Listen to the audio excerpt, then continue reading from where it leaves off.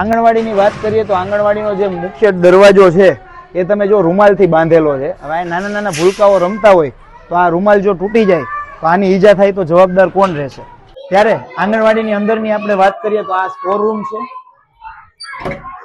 Store રૂમની અંદર ખુરશીઓ છે બેસવાની બાળકો માટે, રમકડા છે તો રમકડાની હાલત તમે જો કે તૂટેલા રમકડા છે અને ખુરશી રહી એની સંખ્યા 35 થી 40 ની જ છે, જ્યારે સંખ્યા રહી વિદ્યાર્થીઓની 80 જેટલી છે.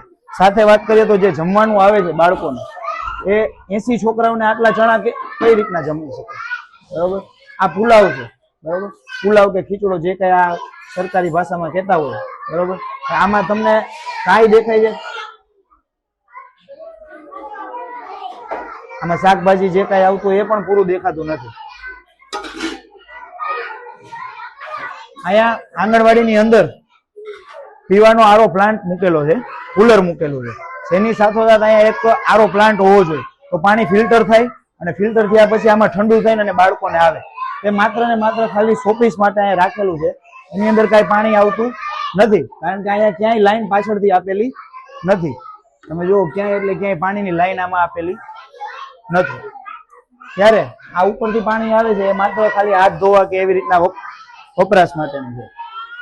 આ બાથરૂમ છે જેનો ઉપયોગ બાળકોએ કરવાનો હોય છે. આ બાથરૂમનો દરવાજો તમે જોઈ શકો છો, બરોબર. બેટા આમ બે જાવ તો થોડાક, બરોબર. આ બાથરૂમનો દરવાજો હાથમાં આવી ગયો, બરોબર. આ આંગણવાડીની પરિસ્થિતિ. સાથે બાથરૂમના નળ પકડજો એ પણ તૂટેલું છે અને ગંદકી પણ એટલી જોવા મળે છે.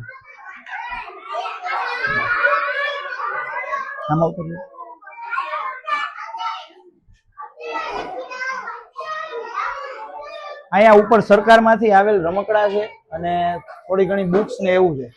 તો અહીંયા સંખ્યા બાળકોની 70 થી 80 બાળકોની સંખ્યા છે, ત્યારે બુક માત્ર 30 થી 35 જ છે.